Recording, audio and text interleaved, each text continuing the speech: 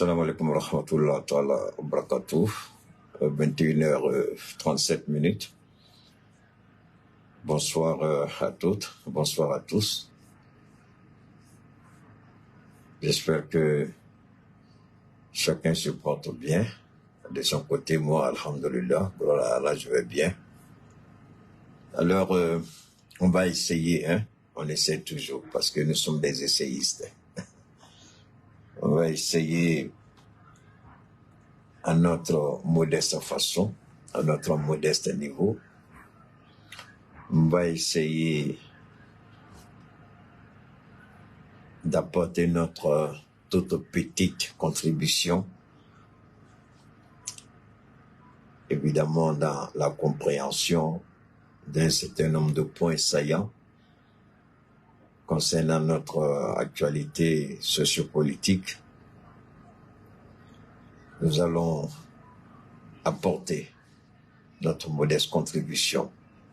Mais d'ici là, pour vous permettre de bien vous installer, pour partager au maximum, pour permettre aux uns aux autres d'être au même diapason que nous, on va vous permettre non seulement de bien vous installer, mais de pouvoir partager au maximum. Seuls les partages permettront aux autres, ceux qui ne sont pas informés ou ceux qui ne reçoivent pas les notifications, de pouvoir se connecter et puis faire ensemble ce petit parcours-là. Alors, je vais vous permettre de partager. D'ici là, on va essayer, nous, on va apporter notre modeste contribution, on va permettre à chacun de vous. Waouh! Partagez, je vous en prie, on va faire monter le mercure, tout en permettant à notre ravissante Awa Diabaté de nous bercer encore de cette belle mélodie qu'elle a dédiée au Liptako Gourmand, bien entendu, au chef d'État de cette alliance des États du Sahel. Il s'agit du capitaine Ibrahim, du général Tiani et du colonel Assimi Goïta.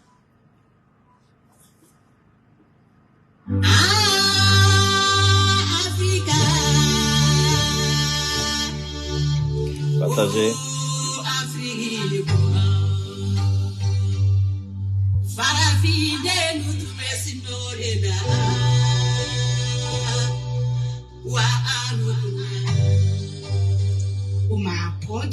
On the beat.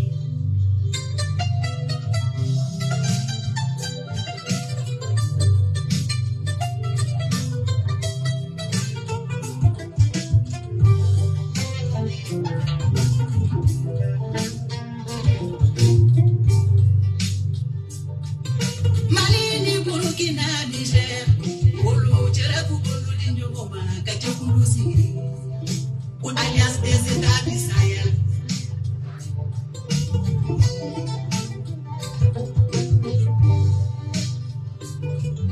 Malini Burkina Niger, Olo Jerabu Bolo Dinjoma, Kachakulusi, alias des États du Sahel.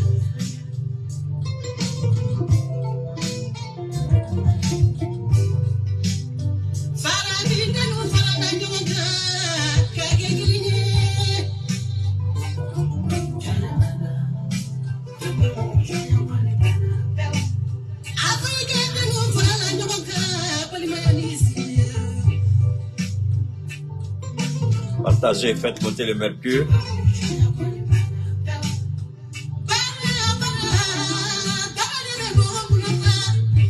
Bonsoir à toi, Kadi, comment vas-tu?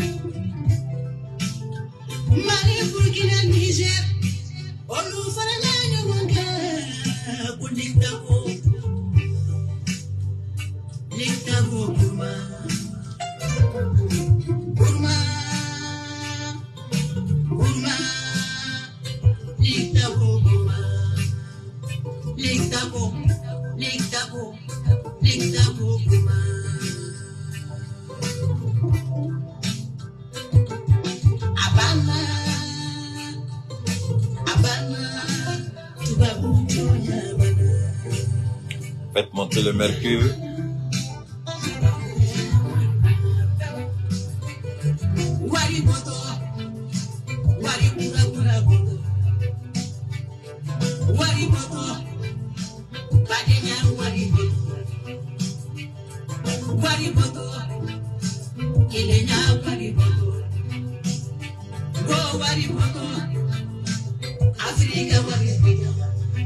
Faites monter, partagez au maximum.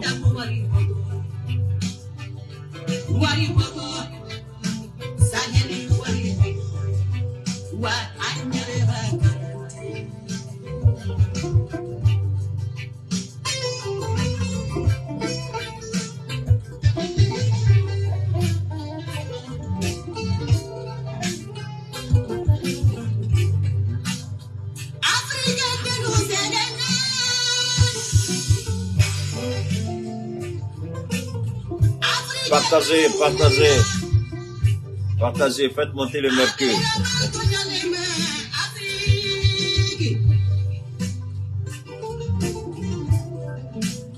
La bête noire de l'impérialisme,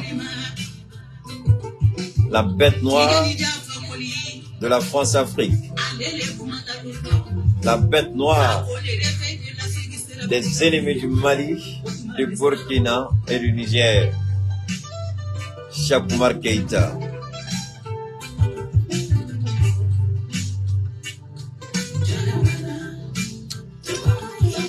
Celui qui empêche Alassane Dramane Ouattara de dormir.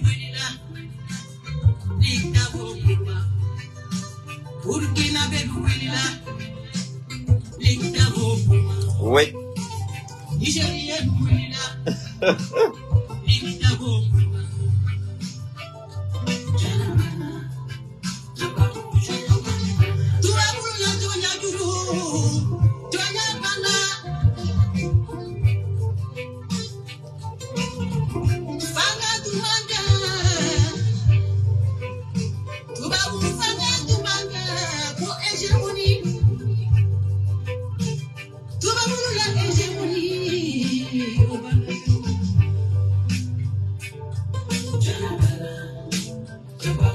Montez le mercure.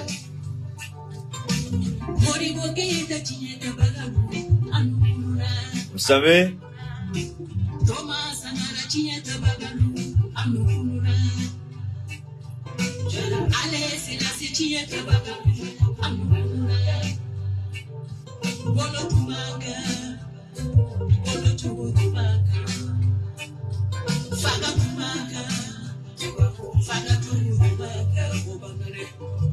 merci à notre ravissante et charmante Awa Diabaté pour cette belle mélodie qui nous va droit au cœur, une mélodie qui berce, n'est-ce pas, les amoureux de la liberté, les amoureux de ce que j'appelle la dignité, l'intégrité, l'honneur de nos États. Merci à Awa pour vraiment l'honneur et l'hommage qu'elle a rendu à ces trois États-là. Il s'agit du Burkina, du Niger et du Mali.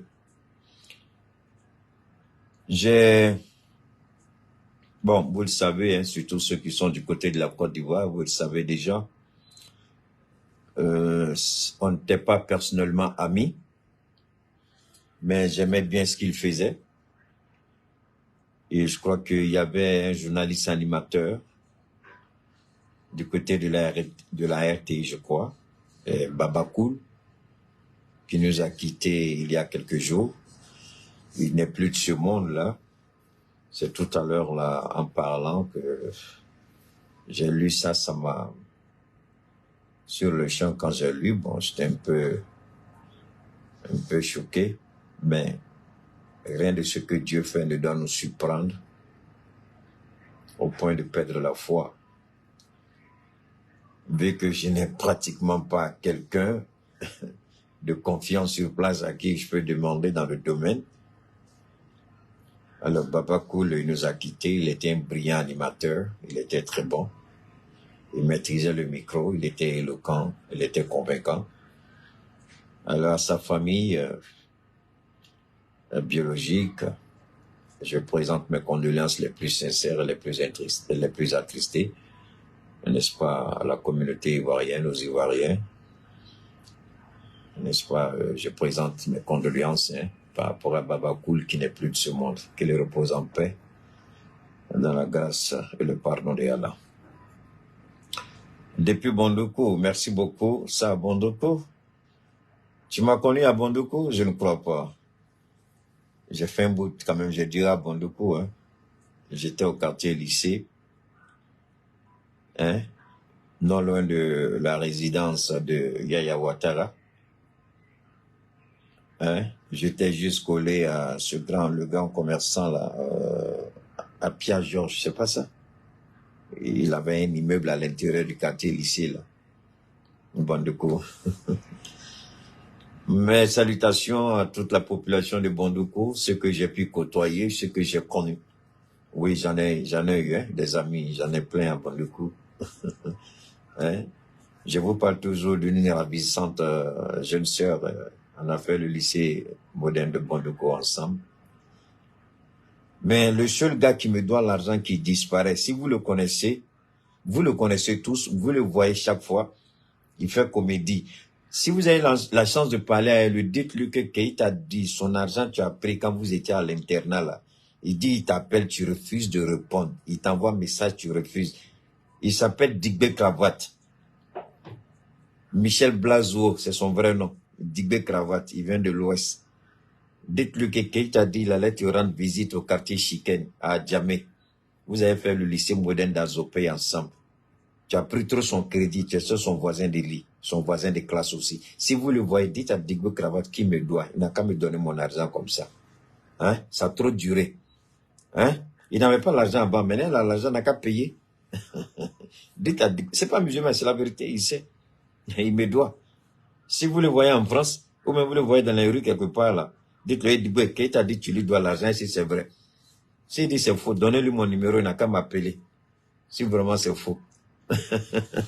Alors, mais comme je l'appelle, il prend pas. Je suis obligé de passer comme ça, en direct, pour dire que Digbe Cravate me doit l'argent. Je ne garde pas son nom, c'est mon ami, on se connaît. Hein? Je ne garde pas son nom. Au moins, s'il va prendre le téléphone un jour pour m'appeler. Je l'appelle, il ne répond pas. Je l'appelle, il refuse de prendre. Il a fait comment? Et il est devenu grand maintenant. Quand il racontait la comédie, là, il nous faisait veiller à l'internat, il a oublié ça.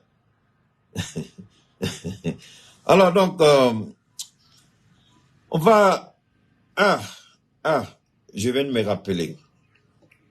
Je vous avais dit que j'allais vous présenter quelque chose. Permettez-moi, j'espère que je... Voilà. Vous reconnaissez quand même la jeune fille, non? Vous la reconnaissez, vous avez vu son visage, voilà. Voilà, vous voyez? Ok. Maintenant, vous allez écouter cette jeune fille-là, comment elle s'attaque à nos autorités. On a déjà débattu. Il y en a qui vont dire, oh, qui t'attaque les Togolais pour rien. On va écouter. On va écouter. Écoutez-le. Pourquoi est-ce que vous êtes en train de sacrifier le peuple togolais? Pourquoi est-ce que vous êtes en train de trahir ce peuple qui vous soutient depuis le début? Vous allez me dire que les pays n'ont pas d'amis, mais n'ont que d'intérêts. Figurez-vous que lorsque les Occidentaux parlent de nous, ils ne parlent pas de nous en tant que pays individuel, non. Ils parlent de nous en tant que continent. Bon. Elle a écouté, hein. Je suis qu'il y a des gens qui l'apprécient. Pourquoi pas? Elle parle. Mais, je parle, je mets des sons, j'articule des phrases dans ma bouche, je mets des sons qui font plaisir à l'oreille. C'est pas ça, c'est comme un chanteur. Hein? Il chante, quand vous écoutez Kofi Olomide souvent, il a gagné l'argent, mais il dit rien de bon dedans. Si vous prenez 20 chansons de Kofi Olomide, vous allez trouver qu'il y a 2 ou 3 chansons seulement qui ont un sens. Tout le reste, c'est tout, c'est fini. Il n'y a rien de bon dedans. Mais les gens apprécient la mélodie. Donc, j'ai besoin de connaître Franklin Yamsi. Il faut lui poser la question s'il me connaît aussi. Pourquoi je dois connaître Franklin Yamsi? Pourquoi lui ne doit pas me connaître, c'est moi je dois le connaître? Mon ami, on dirait que tu ne sais pas qui est Keïta. Là où tu ne me mets pas là, moi j'ai dépassé là-bas. Voilà, moi là, j'y dans la cour des grands. Pourquoi tu ne demandes pas à Franklin Yamsi s'il connaît Keïta? Quand il va te répondre, et puis tu vas venir me poser la question et il te répondre. Alors, voilà cette jeune dame-là qui parle et qui mélange tout. Mais d'ailleurs, comme on a déjà parlé aujourd'hui, je ne vais pas revenir sur ce qu'on a déjà dit. Mais je voulais seulement être certain que vous sachiez que je n'étais pas en train de raconter des conneries. C'est elle qui a parlé. Mais comme on a déjà fini de dire ce qu'on a envie de dire sur le Togo, on ne va pas faire de la répétition bis encore. Hein? On va continuer.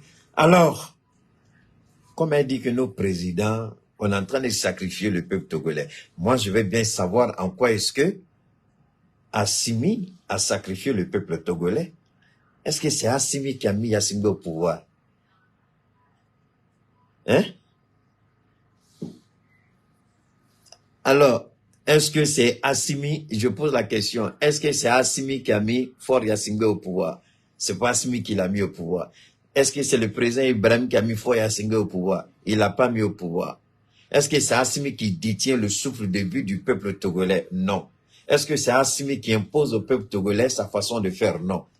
En quoi est-ce qu'on a sacrifié ici? Je ne sais pas, ou bien l'expression sacrifier, le verbe sacrifier, c'est moi qui le comprends bien. Parce qu'on sait, sacrifice, là, tu attrapes, tu attaches et puis tu égorges. Mais est-ce que nous, on a attaché le peuple togolais? Est-ce qu'on a muselé le peuple togolais? Est-ce qu'on a empêché le peuple togolais de parler? Hein? Ils ont des médias. Ou bien, ils ont des médias panafricains chez eux. Ils ont des journalistes panafricains. Ils ont des panafricains chez eux. Elle-même, elle parle, non? Pourquoi elle ne va pas dire à Yassingbe quitte le pouvoir? Nous, on a... Pourquoi? Bon, voilà, ça fait rire tout de même, non? Voilà, et ça, là, les gens vont écouter quand ils dépensent leur forfait dessus, et puis ils prennent, ils envoient à Keïta. C'est comme elle a dit quelque chose de sensé. Alors qu'il faut écouter tout simplement ce qu'elle dit, c'est des balivernes. Il n'y a ni tête ni queue dedans. Et quand les Occidentaux parlent de nous, d'abord, nous, on les sacrifie. Et quand les Occidentaux parlent de l'Afrique, ils parlent du continent africain. Mais je suis désolé. Quand la France s'adresse au Mali, la France ne s'adresse pas au continent africain. La France s'adresse au Mali. Et la France s'appuie, c'est vrai, sur la CEDEAO, mais la CEDEAO, ce n'est pas l'Afrique. C'est une organisation qui fait partie de l'Afrique. Hein? Même l'Union africaine ne peut pas imposer quelque chose au Mali. Ou bien, quand on fait la politique, il faut connaître quand même les béabas de la politique. Il faut connaître les tenants et les aboutissants de la politique. Il ne faut pas sortir et puis dire des bêtises quand vous ne connaissez pas. Parce qu'aujourd'hui, le réseau permet à tout le monde de parler, on parle. Mais ça, c'est des balivernes. Tu es en train de dire des bêtises, tu ne sais même pas de quoi tu parles. Tu ne maîtrises même pas ton sujet et puis tu viens de dire non, sacrifié. En quoi est-ce que nous, on a sacrifié le peuple togolais? Est-ce que le destin du peuple togolais se trouve entre les mains d'Assimi Goïta ou bien du capitaine Traoré? Le destin du peuple togolais se trouve entre les mains du peuple togolais. Le destin du Mali se trouve entre les mains du peuple malien. Le destin du peuple burkinabé se trouve entre les mains du peuple burkinabé. Nous avons pris nos destins. Nous sommes à assumer. Mais assumez-vous comme nous. Qu'est-ce que nos chefs d'État ont à voir dedans? Hein? Si vous manquez de courage, de détermination, est-ce que ça, là, c'est la faute d'Assimi Goïta ou du capitaine Traoré? Pourquoi les gens réfléchissent à gauche comme ça? Alors, ça c'est une comédienne. Bon, les gens vont écouter, hein, parce qu'il y a quelqu'un qui croit que tellement le gars me fatigue dans l'affaire de Togo, je lui ai dit, mon ami, vous avez mal compris votre affaire de Yassingbe. Donc, lui, quand quelqu'un me parle net, lui, dans son mais je lui ai dit, hein, je lui ai dit, viens m'écouter, parce que la vidéo de la dame que tu m'envoies là, je vais la dépêcher dans mes interventions. Mais avant de la dépêcher, toi, tu m'as envoyé la vidéo là. Je vais t'envoyer un message d'abord pour que tu comprennes bien. Donc, lui qui m'a envoyé la vidéo, je ne vais pas vous faire écouter le vocal que je lui ai envoyé, mais il a eu pour son compte. Elle aussi, là, j'ai dit, bon, voilà, c'est ça là que vous regardez. Bon, avec de telles personnes là, comment le peuple togolais peut se révolter? Comment Yassingbe ne va pas vous dominer? Comment Yassingbe ne va pas rester maître du jeu avec des réflexions pareilles? Mais nous, au Mali, on ne va jamais réfléchir comme ça. Quelqu'un qui veut son indépendance ne réfléchit jamais comme ça.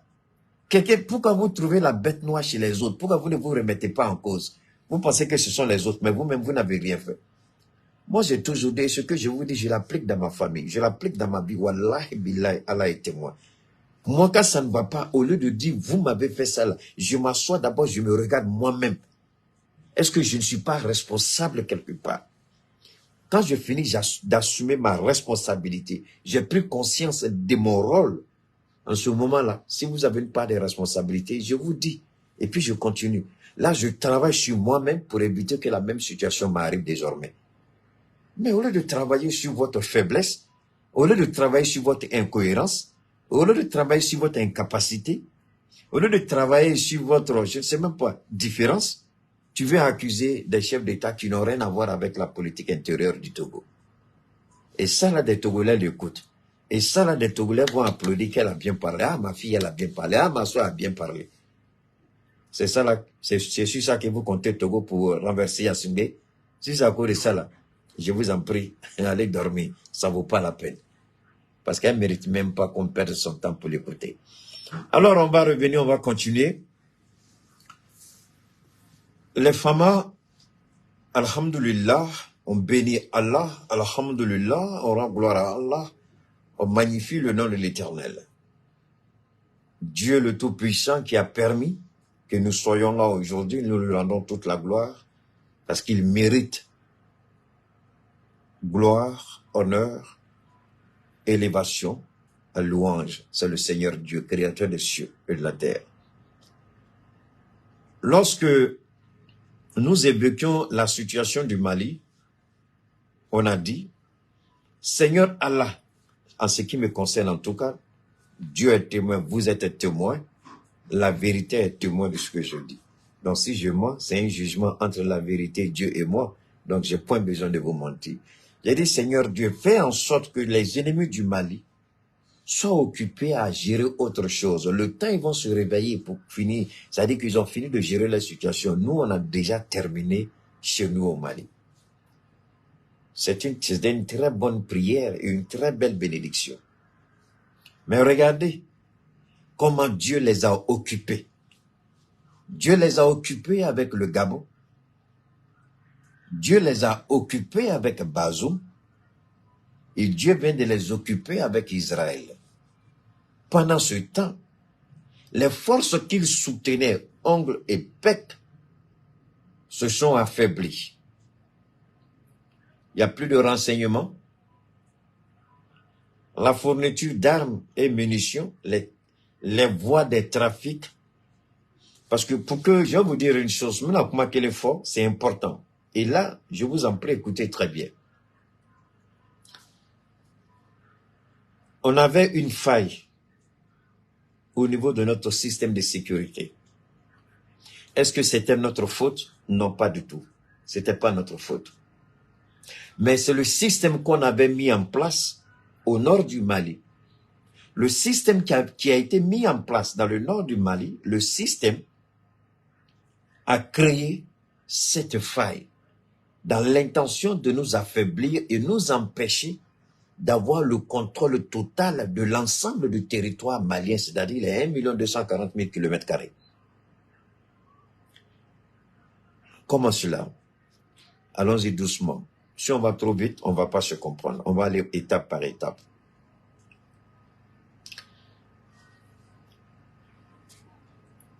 Merci beaucoup, Dilita, Habib. Merci, Habiba. C'est Habib, non? Habib. Ok, merci, Habib. Écoutons très bien. Lorsque on a lancé les forces du mal contre la République du Mali, on avait un objectif précis. Vous ne savez pas, mais je vais vous dire rapidement, c'était pas évident que je sorte pour parler, parce que je vais être honnête avec vous. J'ai une petite migraine qui me fatigue, parce que je me suis mal réveillé. Donc depuis toute la journée, je suis en train de traîner. Pendant qu'on faisait la première intervention, c'est dans la douleur que je l'ai faite. Personne ne l'a senti. Même en ce moment où je vous parle, je ris avec vous. Vous ne le savez pas aussi. Je suis très mal au point, mais je suis là. L'amour du pays, l'amour du continent. Donc, si je supporte ça et puis je viens parler, figurez-vous que c'est parce que j'estime. J'étais sur le point de ne même pas lancer mon direct. Au moment où je devais le faire, ils ont coupé le courant. Et je me sens un peu affaibli. à cause de cette migraine-là qui me fatigue. Le temps d'aller mettre mon générateur, j'ai dit tout ça c'est compliqué. Mais dans la douleur quand même, je suis allé, j'ai branché le générateur. Ils ont coupé le courant. Hein. Je ne sais pas si vous êtes au courant. Ils ont coupé le courant. Alors c'est pourquoi quand souvent des merdiques viennent pour étaler leur impolitesse, leur manque de respect et de considération, des gens dont la vie c'est prendre et ils ne participent jamais. Je le dis, ce n'est pas une façon de me vanter. C'est-à-dire que moi, là, si on veut me comparer les autres qui sont sur les réseaux, vous êtes à côté. Il y en a qui cherchent visibilité. Il y en a qui, vous allez insulter leur papa, maman, ils vont rien dire. Vous allez dire des conneries, c'est visibilité. Chez moi, là, tu viens, je t'allume et puis tu t'en vas. Même si tu es là avec toute ta famille, je t'allume et puis je vous chasse tous. Si c'est une seule personne, je fais mon direct. Parce que je sais dans quelles conditions je fais pour moi. Dans cette douleur encore, Dieu seul sait, je suis sorti seul acheter encore mon carburant. Et si j'ai demandé 5 francs à quelqu'un, je suis allé faire le plein de mon truc tout à l'heure, plein de 50 000 francs CFA. Ça n'a rien à voir avec ma facture de courant que je paye. Je n'ai pas demandé 5 francs à quelqu'un. Mais posez-vous la question, l'argent vient d'où? Qui me donne? S'il y a un politicien ici qui dit que l'argent, s'il ne sort pas pour parler, que Dieu le tue et détruit sa famille, il n'y a pas un politicien. Je ne suis pas engraissé par quelqu'un. Personne. Je répète, personne. Après ma voiture, je suis allé faire le plein du groupe. C'est en train de fonctionner. Malgré que je suis malade, je suis allé chez carburant.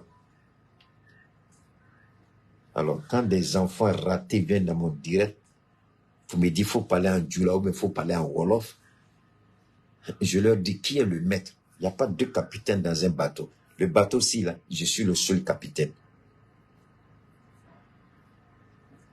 Alors, on va continuer. Alors donc, la situation dans le nord du Mali, lorsqu'ils ont lancé ces attaques à appuyer les forces du mal, c'est-à-dire que la France a maquillé la tentative de déstabilisation du Mali en essayant d'accuser les mouvements rebelles parce que la France devait justifier si elle devait s'attaquer directement au Mali d'une manière ou d'une autre, c'est-à-dire encourager un coup d'État. Ce que Sarkozy n'a pas voulu, parce que c'était à l'époque de Sarkozy, il y a eu 3 présidents, hein, ne l'oubliez pas. Depuis la situation du Mali, je ne parle pas depuis l'indépendance ou avant les indépendances jusqu'à maintenant. Non, non, non. Je parle de l'après-démocratie. L'après-démocratie, après Monomo Konaré, c'est le général ATT qui a pris le pouvoir. Et le général ATT était à la fin de son mandat quand Sarkozy était président en France. Donc, Sarkozy n'a fait que 1 an de mandat. Hollande a fait, j'ai dit ça frôlait. Sarkozy n'a fait que un quinquennat. Hollande a fait un quinquennat. C'est Macron qui est en train de faire son 2e quinquennat. Qu'est-ce que tu veux?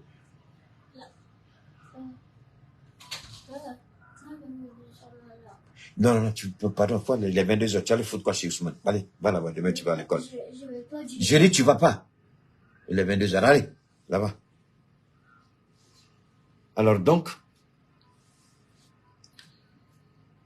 Sarkozy, il a fait un quinquennat, tu veux quoi? Tu ouvres et puis tu envoies la clé de la voiture. Faut pas, ça va tomber. Tiens. Sarkozy fait un quinquennat, il tente de déstabiliser, il lance la déstabilisation du Mali, Sarkozy. François Hollande vient en Père Noël, en secouriste, il vient pour secourir, et Macron vient, la gueule pliante, la malédiction de la France, il vient, il enfonce le clou. Il nous rabaisse, il nous insulte, il nous menace. Lui, il a son 2e quinquennat. Donc, 3 présidents.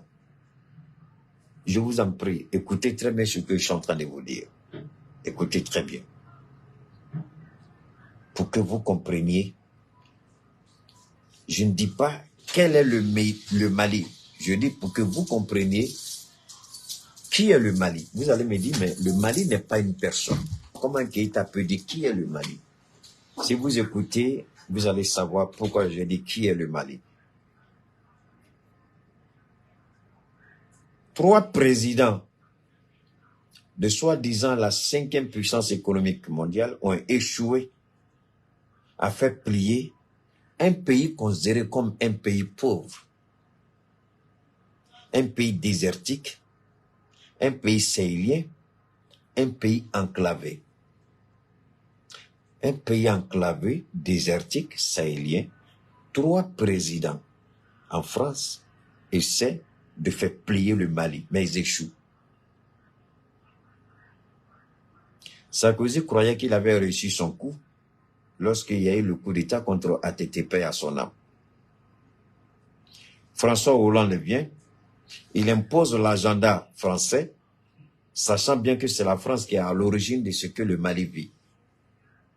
On tord le bras au président Ibrahim Boubacar Keïta, paix à son âme, et on impose les accords d'Alger, des accords de paix. Et Macron vient, lui, à son niveau, non seulement il veut nous imposer l'application, mais il fait la grande gueule, il essaie de faire table rase de l'action directe et indirecte de la France au Mali, la tentative de déstabilisation liée à l'action maléfique et satanique de la France. Il fait table rase si comme ça n'a jamais existé. Et maintenant, il vient nous faire des morales, des leçons de morale. Il vient nous faire des remontrances. Il vient nous dire que nous sommes ingrats, nous sommes hypocrites. On doit reconnaître que la France, des enfants français sont morts pour la cause du Mali. Waouh! Ce petit pervers égaré, je pensais seulement que c'était sur le plan de la libido qu'il était pervers. Je pensais seulement que c'était sur le plan intime qu'il était pervers. Mais je ne savais pas que sa moralité était atteinte d'une maladie appelée la perversion pervertique. Ça, c'est quelle maladie, ça? La perversion pervertique n'existe que chez une seule personne au monde. Elle s'appelle la Macronie malhonnête. Il n'y a pas 2 maladies. 2 personnes n'ont jamais été atteintes par cette maladie. Une seule personne, Macron. La malhonnêteté morale et historique. Et l'oubli, nous on n'oublie pas. De Gaulle a forcé nos parents à aller se sacrifier pour la France. Ce petit malhonnête raté de président, ce petit ingrat assez stupide pour marier sa propre grand-mère, croit qu'il peut nous apprendre cela. Même si la France a fait disparaître cela des livres d'histoire, nos mémoires restent encore d'actualité. Plus de 400 ans, vous nous avez voulu exploiter. Le petit malade, sexuellement malade, moralement malade, il oublie ça. Plus de 400 ans, nous sommes dans le 5e, enfin, plus de 400 ans, ça dépasse les 500 ans maintenant. Parce qu'ils ont fait plus de 400 ans de colonisation. Pré-colonisation, esclavage, tout ça, là, vous mettez tout, on tourne autour de 500 et quelques. C'est beaucoup dans la vie d'un peuple, c'est beaucoup dans la vie d'une nation. Plus de 500 ans de domination. Ils ont cru que les 500 ans, peut-être, c'est pourquoi je leur dis, vous êtes suffisamment idiots. C'est 500 ans. Allons sur la base de 400 ans.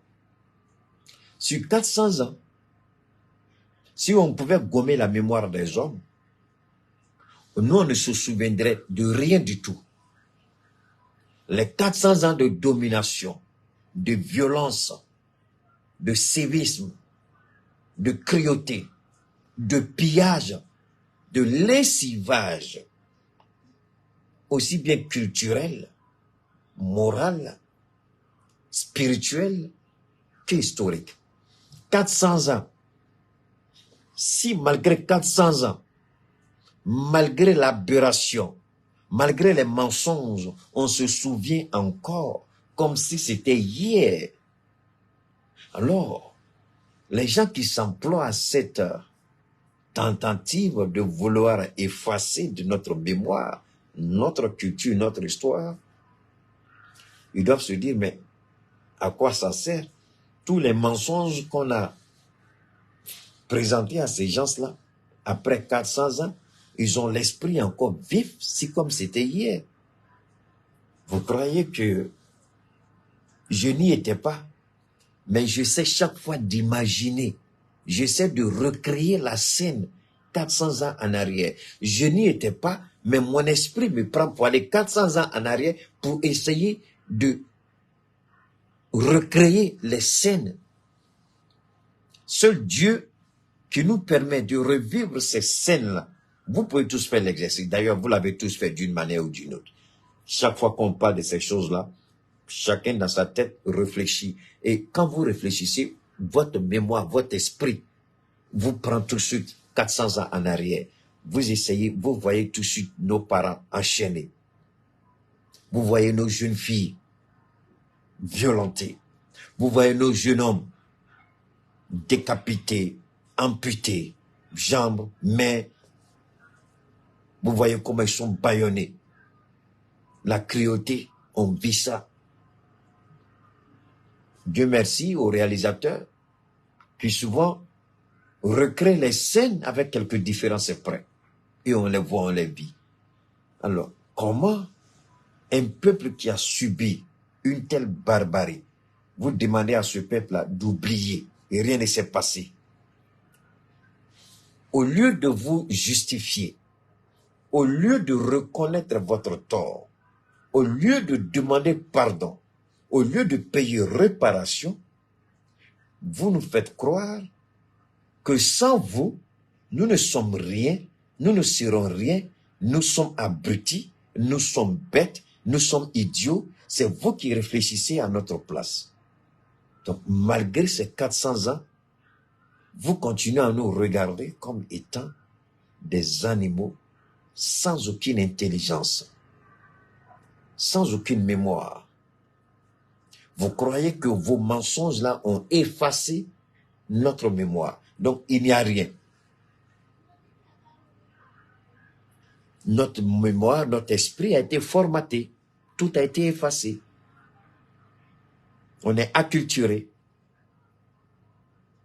On est perdu. Idiot de président Macron. Petit impoli. Raté. Notre esprit n'est pas formaté. Tout est dedans. Tout est enregistré. Et chaque fois qu'on y pense, on a l'impression de vivre le moment. Notre esprit nous ramène 400 ans en arrière. C'est là que vous vous rendez compte que Dieu n'a nul pareil. Seule la création de Dieu permet ça. Aucune science au monde ne peut vous permettre de vous transporter 400 ans en arrière et vivre les événements. C'est comme vous étiez. Seule la force de l'esprit de Dieu permet cela. Donc on a compris. Et on essaie malgré tout, à notre niveau, de dire, vous avez fait, on a pris bonne note, mais nos relations ne seront plus comme avant. Nous allons nous recréer. Nous allons nous réinventer à partir des vestiges de notre histoire. Et vous dites, pourquoi nous voulons nous recréer à partir des vestiges de notre histoire, à partir des éléments de notre histoire, à partir des fondements de notre histoire, à partir des cendres de notre histoire que vous avez voulu brûler. Nous voulons nous reconstruire à partir des cendres de notre histoire. Mais vous savez pourquoi la France fait tout pour ne pas que nous réussissions? Parce que la France sait que si elle nous laisse sur cette voie, la reconstitution du passé, reconstruire notre vie, la France sait qu'il y a une partie, il y a une vérité qu'elle souhaite plus que tout au monde que l'Afrique ne prenne jamais en compte cette vérité-là. Et la France a peur. Le jour que nous qui sommes là aujourd'hui, en train de recréer l'Afrique à partir des vestiges. Peut-être que nos enfants, nos arrière-petits-enfants, je ne sais pas quelle génération après nous, il y a une partie de cette vérité-là qui va forcément venir. Et cette vérité-là, ce jour-là, la France devra payer les réparations. Alors, la France fait tout pour ne jamais que ce jour arrive. Parce que si on demande à la France de payer réparation, la France ne pourra jamais payer ce qu'elle nous doit. Est-ce que vous savez ce que la France a fait à l'Haïti? La France a imposé à l'Haïti de payer son indépendance. Et le peuple haïtien, jusqu'à la date d'aujourd'hui, vous savez que ce peuple-là nourrit une ambition. La seule ambition du peuple haïtien, c'est de voir la France payer pour tout le tort que la France a causé à l'Haïti. Mais ça, c'est entre la France et l'Haïti. Donc, nous, à notre niveau, on veut faire, chaque fois qu'on veut se relever, chaque fois que des enfants de l'Afrique veulent porter l'Afrique, on les tue. On les tue, on les massacre, on les efface, on les fait disparaître. Mais il y a quelque chose de fondamental que Dieu est en train de faire dans le monde. Dieu est en train d'utiliser les propres armes de ceux qui se disent civilisés. Dieu nous amène à utiliser leurs propres moyens, leurs propres armes d'expression contre eux-mêmes. Aujourd'hui, nous sommes arrivés à une maîtrise des nouvelles technologies de l'information à tel point que la France elle-même se cherche, elle a du mal à comprendre. Aujourd'hui, si la CEDEAO, le pion, la marionnette de la France, vous voyez un peu partout, tout le monde dit ces temps-ci, j'ai même fait une intervention là-dessus sur Afrique Média, je crois, le vendredi, je crois, hein? On en a fait une vendredi, je crois, sur la non-intervention de la CEDEAO au Niger. Mais vous croyez que... Qu'est-ce qui a fait que la CEDEAO a renoncé à cette intervention? Parce que souvent on parle, mais il y a un élément, et les gens savent, la France sait très bien. La France sait très bien. Mais la France évite d'en parler pour ne pas qu'on en fasse une récupération. Mais comme rien ne peut se cacher, rien ne se perd, tout se transforme. Et Dieu permet à Keïta toujours de lire. Là où tout le monde passe à côté, Dieu dit à Keïta, il faut regarder, il y a quelque chose là-bas qui est important. Là où on pense que c'est pas, non, il faut passer. Là où on trouve que c'est, non, non, Dieu dit, il faut regarder, tu regardes. La France, ce qui a fait échouer la CEDEAO, une seule chose. Vous allez me dire, ah, c'est parce que le Mali, le Burkina, on dit, si on attaque le Niger, ils vont attaquer. Hey, d'accord. D'accord. Je suis d'accord avec vous. Mais n'oubliez pas que la première arme dans une guerre, c'est la communication. C'est pas les fusils. Non, c'est la communication.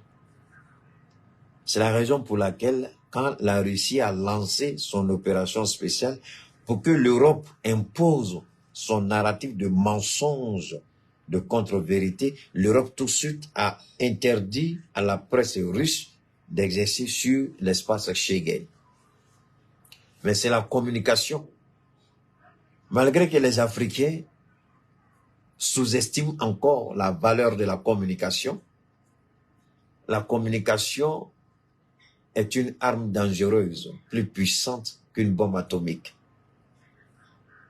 La bombe atomique peut détruire, les séquelles peuvent rester peut-être 50 à 100 ans après.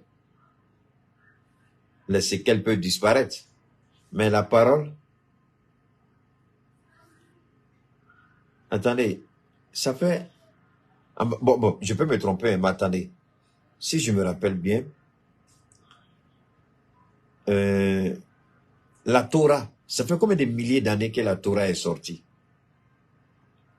Mais combien de guerres on a vécu toute notre vie?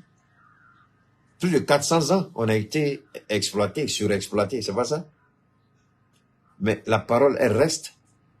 La parole, elle reste.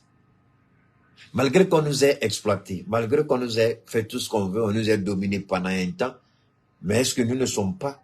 Est-ce que moi, quand vous vous regardez aujourd'hui, est-ce que vous vous dites, je suis enfant de dominé, je suis enfant de celui qu'on a volé, celui qu'on a maltraité? Mais les paroles que nos parents ont laissées, cette parole-là, elle est éternelle. Mais les effets des actions de l'homme disparaissent. Donc la communication, c'est comme ça. Le Mali a parlé, le Burkina a parlé. Mais qui s'est fait l'écho du Mali et du Burkina? C'est la communication. Et cette communication, on l'a amenée. Sinon, le Mali a parlé. La déclaration du Mali pouvait rester au Mali. La déclaration du Burkina pouvait rester au Burkina. Mais qui a fait sortir la déclaration du Mali en dehors des frontières africaines? Ce sont les communicants. Chris Yapi, par exemple, les enquêtes qu'il a fait, moi personnellement, je ne connais pas les autres. Personnellement, je me suis appuyé très souvent sur les réflexions de Chris Yapi pour faire des analyses. Et aujourd'hui, la CEDEAO est arrivée à une conclusion, on ne peut plus. Alors, c'est pourquoi quand les petits Togolais là, parce qu'il y a les vrais Togolais et puis il y a les petits Togolais. Maintenant, quand les petits Togolais ils parlent, pour que la CEDEAO renonce définitivement, même si elle ne veut pas le reconnaître, il a fallu le forum sécurité et paix organisé par le Togo pour enterrer définitivement les velléités de guerre. Et quand Alassane Ouattara, ce que le peuple togolais, enfin les petits Togolais ne comprennent pas, je vais leur dire, quand ils ont eu écho que Faure Gnassingbé allait organiser un forum et donner la libre expression à chacun, Ouattara a demandé au président, laissez-moi appeler Chris Yapi si vous avez son contact, ou bien allez-y fouiller. Chris Yapi, c'est tellement, il y a quelque chose là-bas. Il y a quelque chose qui s'est passé, qui est passé pratiquement sous silence. J'en ai parlé, mais je n'ai pas trop développé. Ouattara est passé par le président du Ghana, Nana Addo Akufo, pour parler à Faure Gnassingbé de ne pas faire ce qu'il veut faire. Et Ouattara, pour être certain, parce que c'est Macron, vous savez, les services de renseignement français, DGSE, ils étaient informés. Donc, ils ont fait tout. Quand Macron a été informé que Faure Gnassingbé est en train de préparer un forum, la parole qui n'a pas été donnée au Niger, aux Nations Unies, Faure Gnassingbé donne cette possibilité, une tribune internationale, une plateforme internationale au Niger pour s'expliquer. C'était la première fois. Ce qui fait mal, c'est pourquoi les petits Togolais qui parlent là, j'ai dit au peuple du Togo, faites attention, il y a des gens qui viennent parler, il y a des envoyés de la France dedans, faites beaucoup attention. Il y a des gens qui vont venir avec le nom panafricain, mais leurs actions là, faites beaucoup. Regardez-les et puis jugez par vous-même leurs attitudes, parce que je dis une chose, on veut attaquer un pays déstabilisé, parce qu'aujourd'hui, si le Niger est déstabilisé, je ne souhaite pas, le Burkina même est déstabilisé, le Togo est déstabilisé. Donc le monsieur dit, je ne veux pas de guerre à ma frontière. Mais quel Togolais digne de ce nom va dire que ce que Faure Gnassingbé a fait est mauvais? Mais il faut des petits Togolais, des pervers Togolais, des égarés Togolais qui sont à la solde de la France sans le savoir. Ils travaillent pour la France. Faure Gnassingbé dit, je ne veux pas de trucs à la porte. Il fait tout aujourd'hui pour éviter que le Togo soit frappé par le terrorisme. Et ces petits Togolais qui se plaignent, qui racontent leur petite vie de misère sur les réseaux, là, ils savent comment ce monsieur-là est en train de se battre pour éviter que le Togo soit frappé. Parce que le Togo a été frappé 1 ou 2 fois. Je ne sais plus combien de fois, mais en tout cas, il a pris conscience du danger. Il dit, si je veux arrêter ça, il faut que je trouve une solution. Parce que si on touche au Niger tout de suite, là, le Togo sera déstabilisé. Donc, peut-être c'était ça que les petits Togolais voulaient. Que Faure Gnassingbé laisse que le Niger soit attaqué. Et dès que le Niger est attaqué, automatiquement, Faure Gnassingbé lui-même, il y aura une situation sur lui. Peut-être que c'était ça leur plan. Alors, comme nous sommes allés pour parler, on nous accuse. Peut-être que c'était ça aussi leur plan. Vous êtes maudits, ouais. On va s'asseoir là, on va tuer des Nigériens parce que vous êtes incapable de vous assumer. Il faut qu'on tue le Niger pour que le Fort Yaoundé soit déstabilisé. C'était ça votre politique, c'était ça votre vision. Et c'est ça là, vous dites pourquoi. Parce que moi, ils ont essayé de m'approcher à plusieurs reprises pour joindre leur combat. J'ai dit, je ne le ferai pas. J'ai dit, je ne le ferai pas. Mais je vous donne un seul conseil. Ne tombez pas dans les trucs là. Ne commettez pas la même erreur que la Côte d'Ivoire. Ouattara a berné le monde entier, il a berné les Ivoiriens. Aujourd'hui, les Ivoiriens se cherchent. Voilà l'homme qui est là-bas. Il dit, vous pouvez chasser fort, hein? C'est votre fils, c'est votre frère, chassez-le comme vous voulez. Mais ne tombez pas dans les erreurs de la Côte d'Ivoire. Sinon, vous allez le regretter. Le Gabon voulait un coup d'État. Vous croyez que ce soulard-là, ce drogué-là, vendeur de drogue-là, vous croyez que c'est lui-là qui est président? Regardez-le comment il se pavane entre les palais présidentiels. On dirait quelqu'un qui a magnon aux fesses. Il ne peut même pas s'asseoir dans son pays. Il est partout. Il a autre intention. Donc, il faut que lui, tout ce qu'il veut, c'est c'est-à-dire que de haranguer la population et puis mettre la population sur Ali Bongo. Ali Bongo était payé à 290 millions par mois. Sylvia Bongo a fait ça. Le fils d'Allah, mais lui-même bandit, voleur, criminel qui est au pouvoir là. Lui-même, il était vendeur de drogue. Lui-même, il vendait la drogue. Il a encore fui lui-même. Depuis quand un général de l'armée est milliardaire, il a eu ces milliards là-haut. Pourquoi on ne pose pas la question au général? Il n'a pas lui poser la question. Il a eu ces milliards là-haut. Le président du Gabon, il n'a pas lui poser la question. Les milliards là, il a eu ça où? Alors, si les Togolais veulent faire, c'est leur choix. Alors, voilà ce qui s'est passé. Et la France pistonne Ouattara. Ouattara demande à Ado de parler à Faure Gnassingbé. Faure Gnassingbé dit, c'est un gars qui est très malin, il dit, j'ai compris. Et Nana Ado lui donne rendez-vous en Côte d'Ivoire. Ouattara et Nana Ado va en Côte d'Ivoire, en Katimini, et ils attendent Faure Gnassingbé. Et Faure Gnassingbé n'est jamais allé en Côte d'Ivoire. Et c'est après, parce qu'il savait très bien que s'il allait en Côte d'Ivoire, il y avait deux choses. Soit on l'empoisonne, soit on fait un coup d'état derrière lui, soit on va l'obliger de ne pas faire son truc. Il y avait beaucoup de si. Donc Faure Gnassingbé, il refuse de ne pas partir et puis il organise son forum. Est-ce que ceux qui attaquent aujourd'hui Faure Gnassingbé sont au courant que c'est grâce à ce forum-là, grâce à la communication qui a été faite autour de ce forum, que la CEDEAO a compris, parce que le Togo a créé la scission au sein de la CEDEAO. Il n'y avait plus moyen d'intervenir au Niger. Tout récemment encore, il devait se retrouver au Nigeria pour décider, mais la réunion n'a jamais abouti.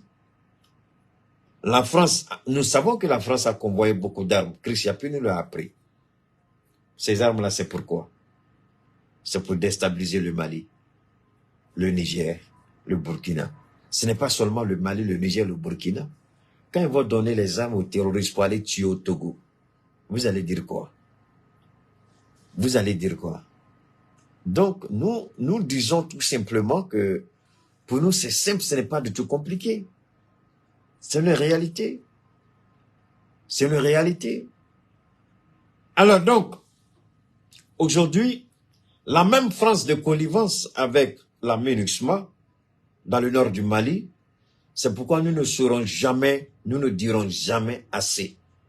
Nous n'allons jamais remercier assez les forces armées du Mali pour le travail extraordinaire, patriotique qu'ils font et qu'ils continuent de faire.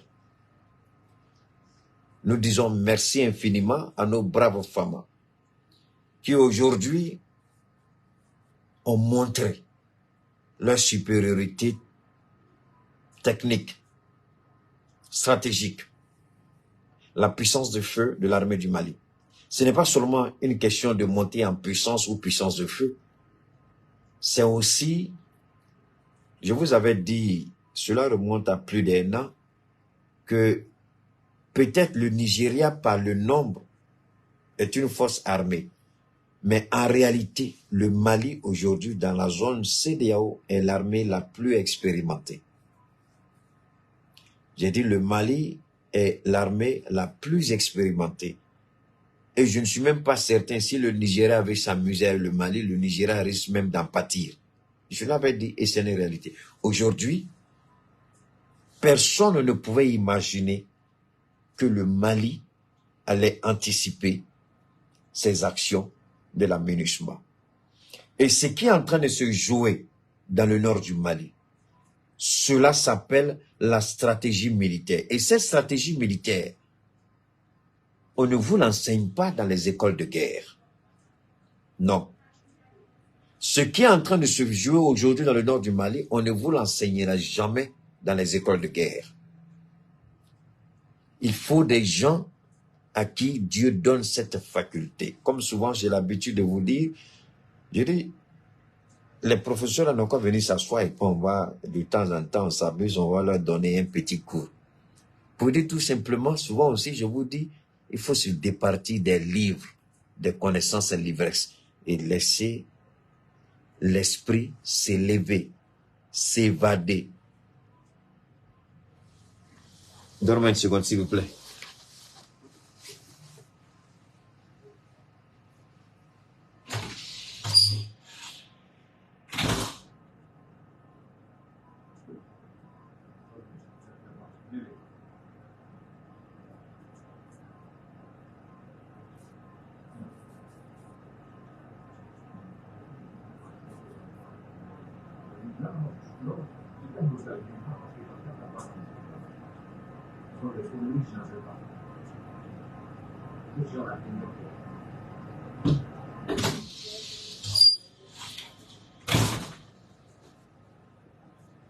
Alors donc, ce qui se passe aujourd'hui dans le nord du Mali, toutes mes excuses, dans le nord du Mali, on ne l'enseigne pas dans les écoles de guerre, mais nos forces armées, nos responsables militaires, le chef d'état-major, le ministre de la Défense, les officiers supérieurs de l'armée, le président Goïta et autres, ils ont compris une chose.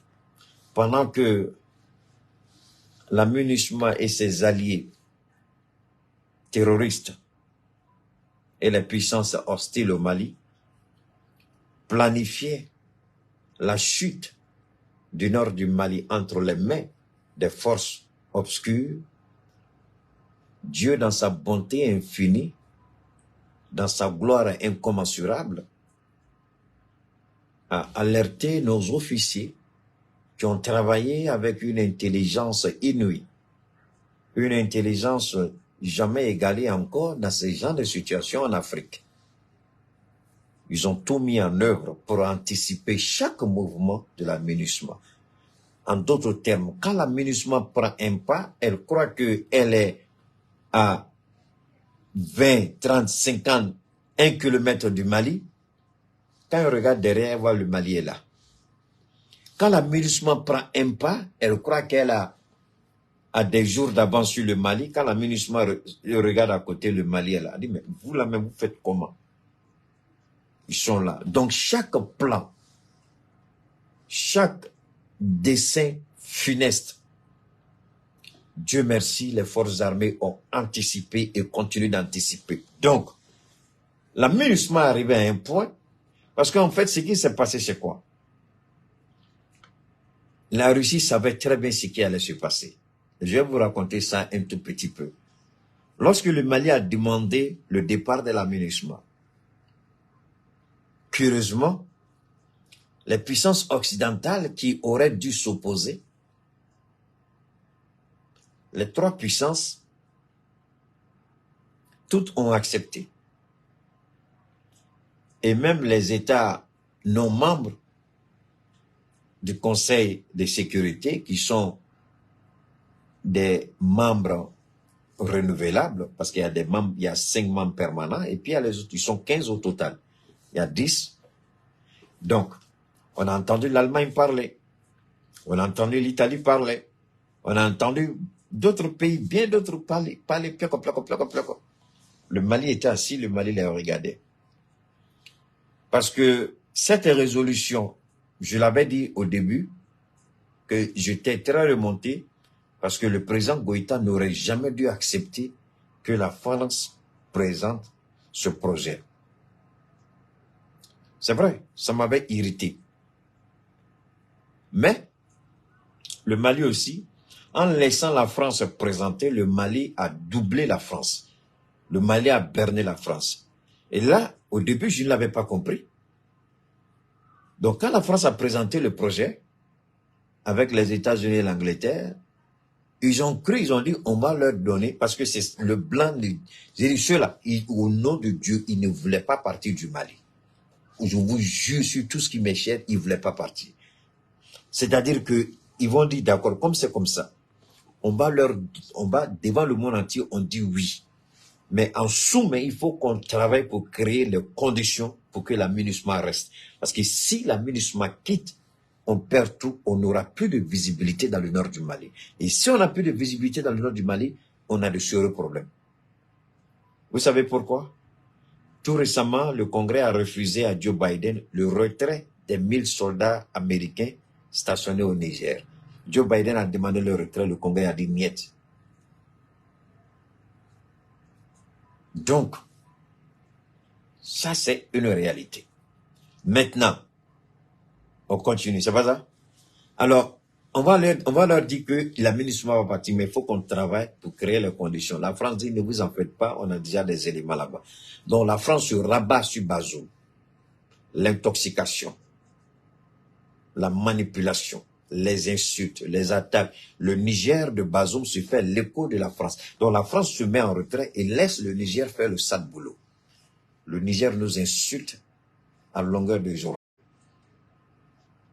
On est là, on est ici, et le Mali travaillait sérieusement.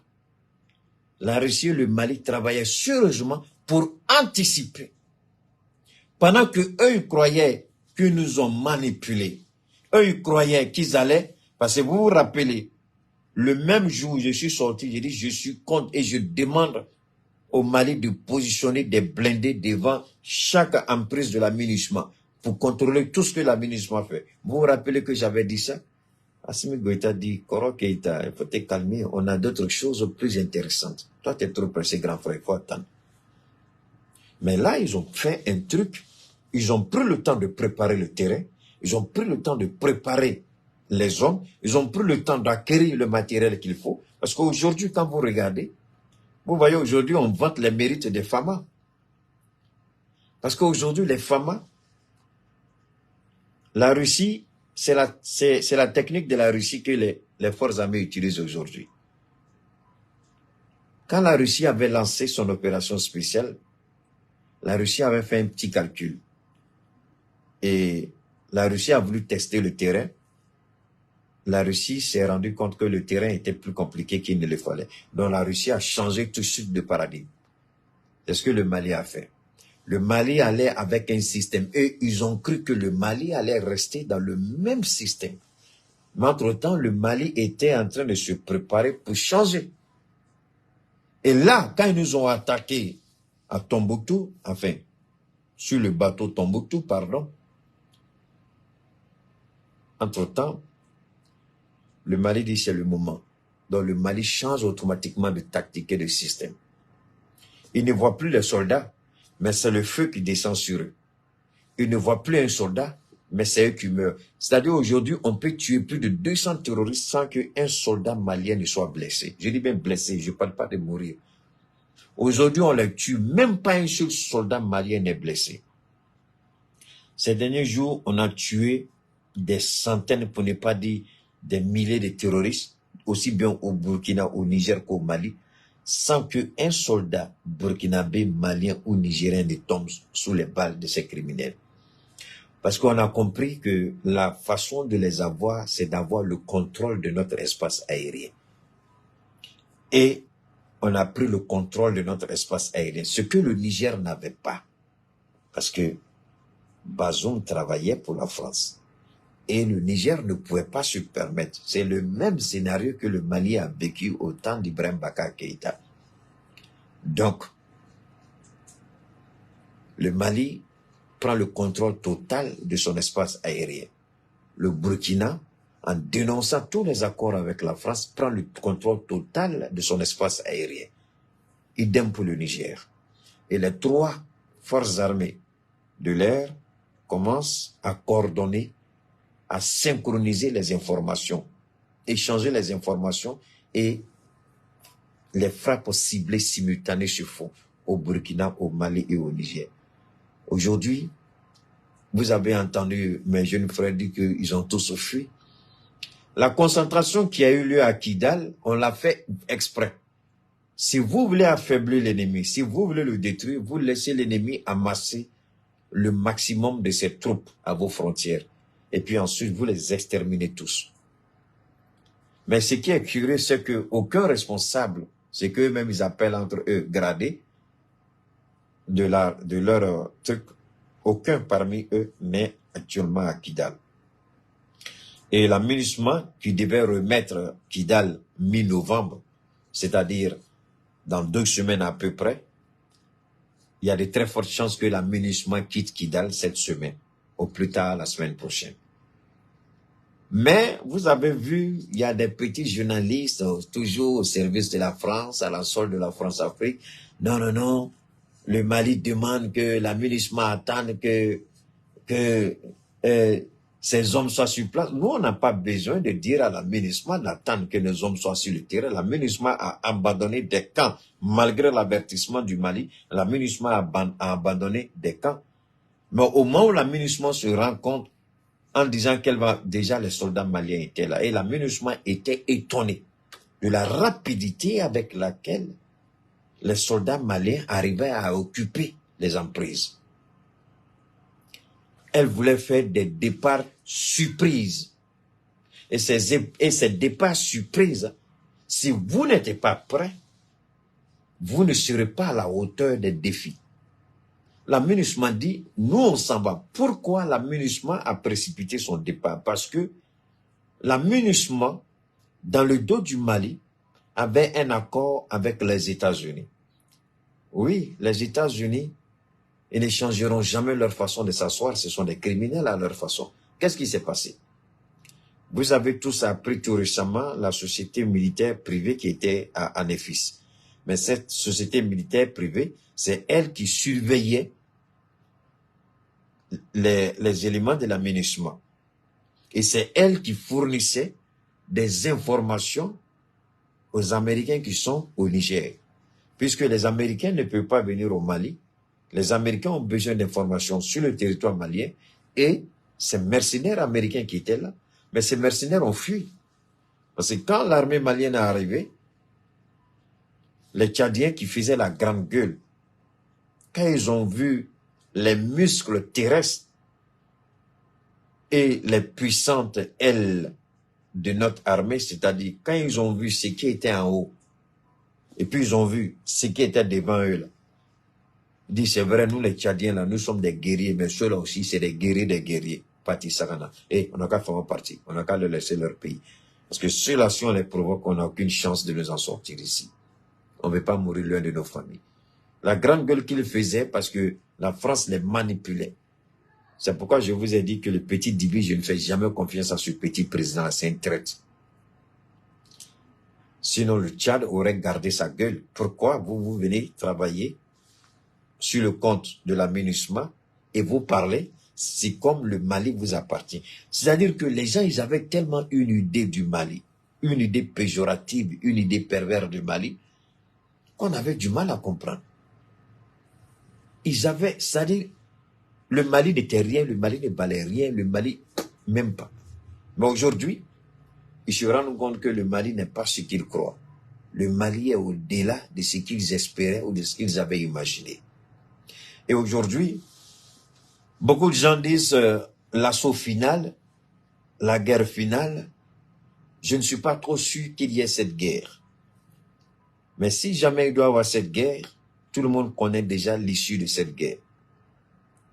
Parce que Dieu a créé des conditions pour permettre au Mali, si jamais il y a une guerre, de frapper correctement, de chicoter ces terroristes et ces rebelles-là, leur donner une leçon qu'ils ne vont jamais oublier. Même la 3e génération de leurs enfants-là, ils vont continuer d'en parler.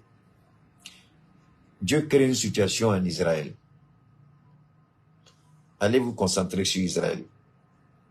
Parce qu'aujourd'hui, la manière dont Israël est en train de tuer en Palestine, Aucune décision au monde ne sera prise contre le Mali si jamais cela pousse le Mali pour que le Mali les broie. Et si on les broie, personne. Parce que, je vais vous donner un exemple. Ils ont fait une déclaration pour dire, il y avait un premier projet. Le premier projet, on dit, Israël est en train de commettre un génocide, un crime de guerre. Les Américains, les Anglais, les Français, ils ont bloqué.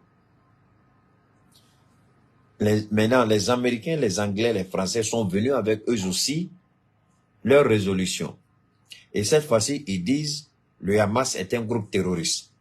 Je vous ai développé ça la dernière fois. L'objectif, c'est de dire que si jamais cette résolution passe, on donne carte blanche à Israël d'exterminer la Palestine et Israël va récupérer la Palestine pour en faire son territoire. Parce que c'est ça l'objectif aujourd'hui. Israël cherche à coloniser, à étendre.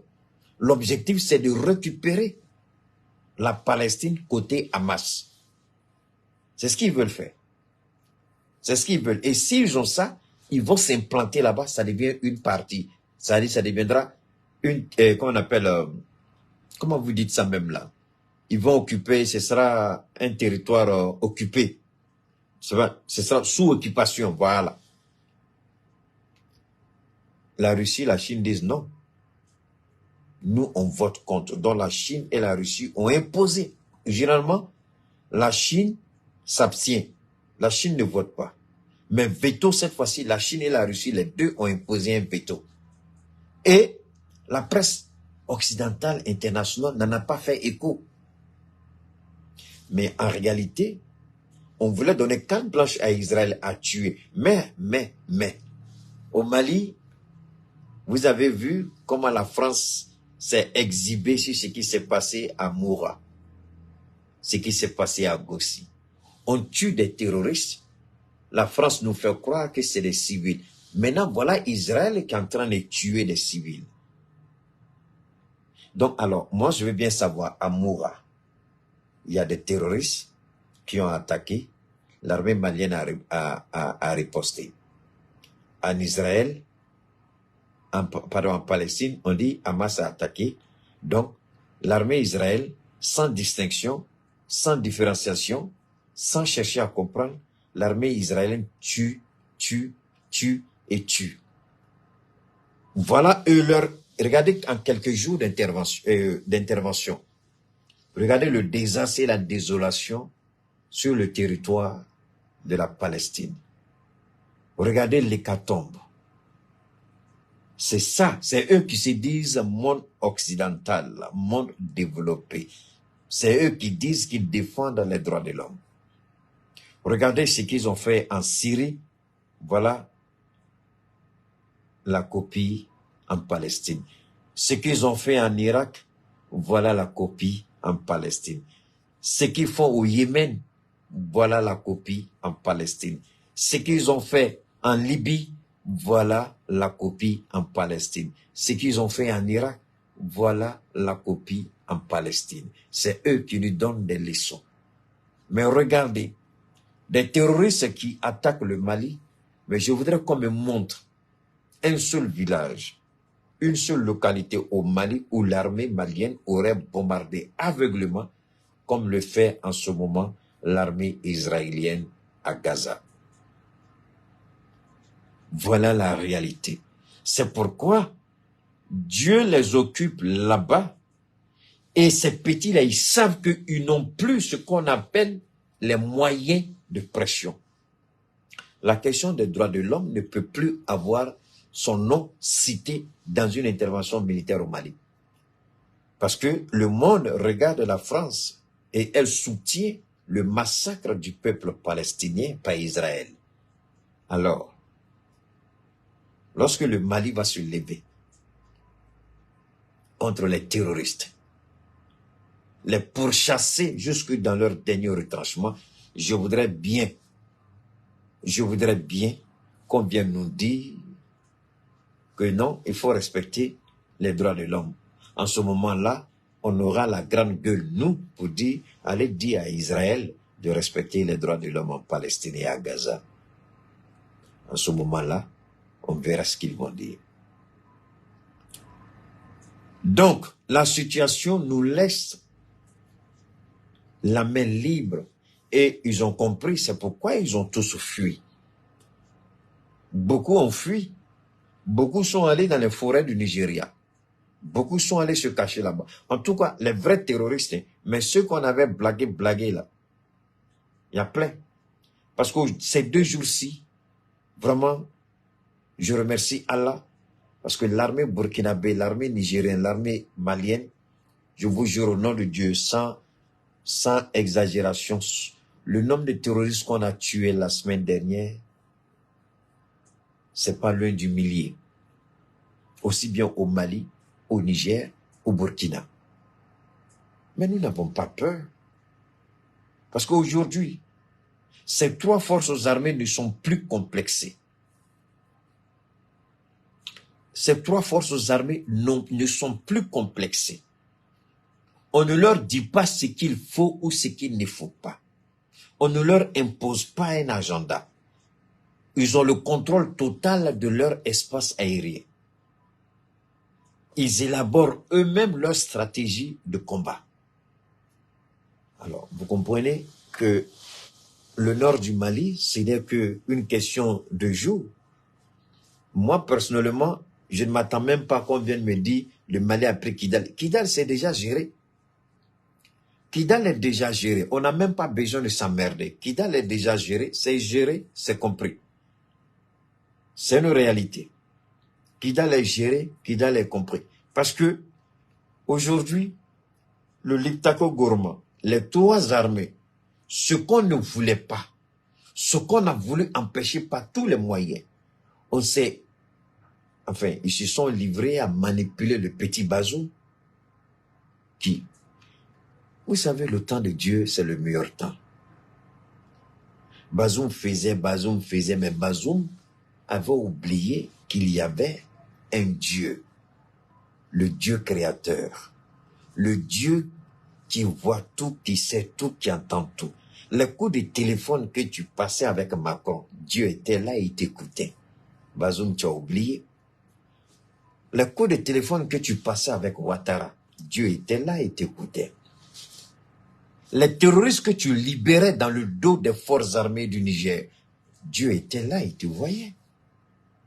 C'est pourquoi Bazoum, Dieu a attendu. Vous savez, Bazoum, les gens pensent que Bazoum est tombé, mais Ouattara là il y a longtemps, qu'est-ce qu'il pourra? Non. Bazoum est au pouvoir, Bazoum est au pouvoir plus que Ouattara. Hein. Bazoum a fait combien d'années, ministre? Les 2 mandats de Issoufou, Bazoum était ministre. Donc Bazoum était dans le gouvernement avant Ouattara. Donc il a fait plus de 10 ans. Plus de 10 ans, il était ministre. Il était, lui, Bazoum. Il a passé tout, il était le gars de Issoufou. Donc, 10 ans ministre, 2 ans président. Il a duré, ou bien, c'est pas ça, mais c'est ça. Donc, nous, ce que nous disons, c'est aussi simple que ça. Nous continuons le soutenir nos forces armées. Nous continuons de mener le combat pour la liberté, la dignité et l'intégrité de nos différents territoires. La première étape d'abord, c'est la libération de nos États. La deuxième étape, ce sera la construction d'une centrale nucléaire au Burkina Faso, le développement du nucléaire civil dans l'agriculture et la médecine au Mali. Déjà, nous avons un fournisseur d'uranium sur le champ. Le Mali n'a pas encore commencé l'exploitation de ses ressources naturelles. Le Niger a déjà commencé. Le Burkina pas trop, à l'exception de l'or. Le Burkina a besoin d'exploration. Il faut faire des études de prospection au Burkina pour voir s'il y a des ressources naturelles importantes qui peuvent être exploitées. Il peut les exploiter. Il y a un fonds d'investissement national qui a été mis en place au.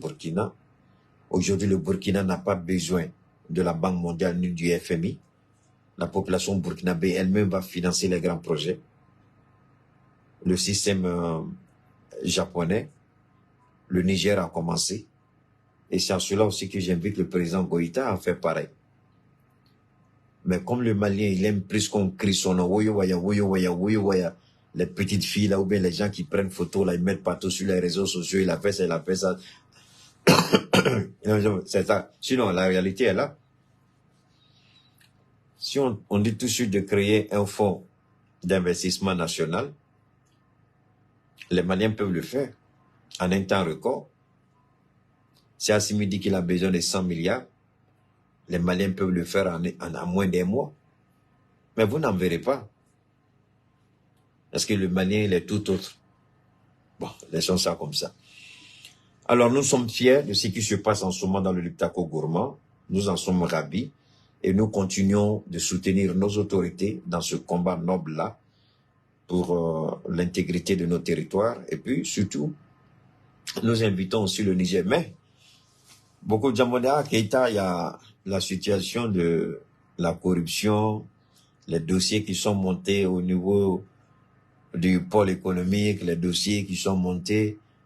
Il y a des ministres qui ont été déjà arrêtés, d'autres sont en fuite. Chaque chose a son temps. Aujourd'hui, on devait parler, ces dossiers-là, on va continuer d'en parler, mais il y a une urgence. Pour le moment, en ce qui me concerne, l'urgence, c'est d'abord que le drapeau du Mali soit hissé à Kidal. Quand ça, ce sera fait, les faits divers, on va en parler. Puisque la justice a été saisie, les voleurs sont connus, ceux qui ont marmaillé l'argent de l'État, ceux qui ont marmaillé l'argent des citoyens maliens, ils vont payer d'une manière ou d'une autre. Donc, on n'a pas à s'inquiéter à ce niveau. Alors, c'est pourquoi nous, on va continuer à faire ce qu'on a fait de mieux. C'est soutenir nos forces armées de défense, c'est-à-dire les FAMA, il faut les soutenir, il faut les encourager, il faut les accompagner. C'est important. Alors, je vais terminer avec Fatmata Batuli-Niang, cette ravissante dame qui continue jour et nuit d'apporter la gaieté et le bonheur dans le cœur des Maliens. Merci parce que elle a récemment, il y a eu l'inauguration à Kati d'un centre de formation qu'elle a mis à la disposition, je crois, des femmes et puis des jeunes. Des femmes qui vont apprendre à fabriquer, je crois, le savon et puis qui vont vendre. Donc, elles vont suivre une formation et puis apprendre à produire le savon. Le savon sera produit, la matière première est là. C'est ça qui est important. Ce sont ces genres d'activités dont on a besoin. La matière première est là. La main-d'œuvre est là. Le marché, il est là. Il faut juste de la bonne volonté. Et nous disons infiniment merci à Fatmata Batuli-Niang pour avoir pris sur elle-même l'initiative d'ouvrir ce centre de formation et de production à l'endroit de ces jeunes filles, de ces jeunes femmes à Kati. Ce n'est pas tout. Il y a des écoles où les jeunes gens ont été brillants. Toujours dans la localité de Kati, les jeunes gens ont été à la hauteur. Ils ont bien travaillé. Donc elle a décidé, je crois, d'octroyer 4 bourses à ces jeunes gens-là, des études supérieures. Et chaque bourse fait une valeur de 1 575 000 francs CFA. Je crois bien, 1 575 000 francs CFA. Et elle a fait, en tout cas, on lui dit infiniment merci pour ce qu'elle fait, infiniment merci pour ces jeunes gens, infiniment merci. En plus de ces 10 000 enfants à qui elle a donné des kits scolaires, elle vient de prendre encore 4. Bon, ça c'est dans la région de Kati, hein. Dans d'autres régions, je ne sais pas encore. C'est les informations que j'ai. Donc, à ce niveau-là, elle a pris 4 à raison de 1 575 000 francs par personne. Sans oublier encore les forages qu'elle est en train d'installer un peu partout dans les villages, comme le président Assimi Goïta le fait, comme le premier ministre Choguel Kokala Maïga. C'est la première fois au Mali que moi je vois une telle compétition positive. Pendant que le président Assimi Goïta est en train d'installer des forages dans les villages, le Premier ministre, lui, il en fait pareil, il donne des ambulances. Elle vient, elle dit, Moi, je vais vous accompagner. Parmi tous ces hommes qui crient qu'ils ont l'argent au Mali, là, vous ne voyez pas quelqu'un. C'est vrai, on va dire Assimi est président, Choguel est premier ministre, mais elle fait quoi? Elle est femme d'affaires. Elle est entrepreneur. Aujourd'hui, elle est dans la cour des grands. Aujourd'hui, elle est en train d'inscrire son nom en capital d'imprimerie. Son nom en lettres d'or sur la page de l'histoire du Mali. Elle est rentrée par la grande porte dans l'histoire du Mali. L'histoire de ceux qui ont aimé ce peuple, l'histoire de ceux qui se sont sacrifiés pour ce peuple, ceux qui ont pris en charge ce peuple. Elle est rentrée dans l'histoire par la grande porte, en tant que femme. Mais les hommes, eux, je vous en prie, c'est les petites filles là, on va faire l'acheter hors à Dubaï. Voilà ta maison. Eux là, ils vont te faire du bien seulement quand ils vont te prendre pour faire de toi leur deuxième, troisième ou quatrième femme. Là, ils vont te donner voiture, va acheter hors à Dubaï, va faire ça. Mais elle le fait de façon généreuse, sans rien attendre. Pourtant, il y a des hommes qui ont plus les moyens et ne le font pas. Donc, nous disons infiniment merci à Fatoumata Batouli pour tout ce qu'elle fait. Voilà, je vais vous présenter la boisson Touli. Voilà, c'est ça qui est là. Parce que chaque fois que je vous dis, il faut boire la boisson là, c'est la boisson là qui est là. Voilà. Donc, et puis voilà, ça c'est, voilà. Voilà, c'est cette boisson là. On n'a pas fini, voilà, c'est sa jeune sœur qui est là. Binta, celle qui est là. Binta, voilà. Madame Touré Bintanian, la vice-présidente du mouvement Ambiko. Voilà. Alors, merci encore à cette dame qui suit sa grande sœur, qui accompagne sa grande sœur. Merci au mouvement Ambiko pour ce travail extraordinaire, ce travail excellent qu'elle fait, ces œuvres sociales qu'elle pose jour et nuit, ces actions sociales qu'elle pose jour et nuit, l'amour qu'elle manifeste, l'amour qu'elle témoigne. Merci infiniment à Fatoumata Batouli. C'est pourquoi je vous dis, moi j'ai ma façon à moi de dire merci à Fatoumata Batouli. C'est à travers le verbe. Mais vous qui êtes chez vous, vous qui êtes dans vos quartiers, vous qui êtes dans vos villages, vous qui êtes dans les endroits reculés, vous qui êtes dans les régions, ce que je vous demande, si vous appréciez ce que nous faisons, si vous appréciez ce que Fatoumata fait, je vous invite à boire le Touli bonbon. Ça, c'est la boisson. Je vous invite aussi à boire le thé Touli bonbon.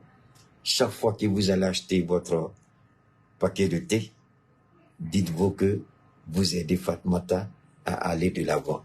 Chaque fois que vous achetez votre boisson Touli bonbon, vous dites merci à Fatoumata et vous l'encouragez. Donc, rapidement, je termine le rôle Fodjona, Bamanakana, Kanyini Befe. On fait Fatoumata Batouli Kanou. On t'a Kanou parce que Fatoumata dit le hôtel. Aya Kanou parce qu'il y a au Kanou Folo. Aya Kanou avec un femme qui Jamana Kono, avec un femme qui Mali, avec un Barayman qui Mali Kono, ou de comment Mochimaya Kanou. Donc, je me dis que tu as fait un guilin de Nina Ofe. On fait Fatoumata Batouli Kanou, ma Nina Ofe. Na wuna kwa tidara sigi, wuna kwa geren sigi kuma okuma. Ay demsonu bla ko wata Touli bonbon teresa. Nuko ka bana awra be wuli ka ta fo kare kona boutique tige ko ni ma fanga continuer ka te symbolisation wala bi jija kana ni Touli bonbon. Ni ateru nana balma nana foli la dengulu be maraji be aba fo ko ka Touli bonbon boisson ça. Nate kare kona boutique la abita sugubala abita nyingali ke. Na ya so awasa. Parce que ni morom qui est au canon, alako ni moro kelif katigi la moro fait, ni moro konyma ke adwa tigi, ala barkada adwa tigi, o de la mani na ofe. Ambeka mbolo di nyongo ka Fatoumata Batouli ka fou, abe baranyma mun na Mali kono, ani Mali koka. Ambisi ka deme chokojma, o de ka Touli bonbon. Amana ta yoro nga Touli bonbon ka anje nyongo. Amanata yoro nga Touli bonbon boisson ango ka njenwe ate ango ka njenwe nani Touli bonbon te na yo ka njenwe boisson na yo ka njenwe fo dengelite ani Fatoumata referen bebe hein parce que Touli bonbon te ni a fo menale de surprise vous n'allez quoi faire quoi ni ala sonama donc ayo jija ka ka tew san dɛ parce que don min na n'a surprise nana n'a fɔra an mago bɛ n'u commencera ka don carreau kɔnɔ ka taa cadeau di mɔgɔw ma a b'a fɔ don an ni tun y'a dɔn dɛ o t'a la dɛ bɛɛ ka wuli k'i cɛsiri a t'a dɔn a bɛ daminɛ don min na a t'a dɔn o bɛ na don min na donc a y'i sigi bɛɛ y'a ka tuli bɔnbɔn n'a y'a mɛn a kana carton fili dɛ a b'o bila a bolokɔrɔ boisson fana a kana fili dɛ a b'a bila a bolokɔrɔ et que tɔ bɛɛ a bɔ bɛɛ b'a bila a bolokɔrɔ. Donc, franchement, je vous dis infiniment merci pour le soutien. Merci infiniment à Binta. Merci infiniment au mouvement Ambicor pour l'excellent travail, surtout par rapport à l'éducation, la formation de ces jeunes gens, l'accompagnement de ces enfants démunis, ces enfants déshérités, ces enfants qui sont économiquement issus, issus de familles économiquement faibles. Merci à Fatmata, merci à sa jeune sœur pour tout ce que vous faites pour le peuple du Mali, pour l'accompagnement de la transition. Merci infiniment. On ne peut pas terminer comme ça. Hein? On ne peut pas terminer comme ça. Ou bien, on ne peut pas terminer comme ça. Hein?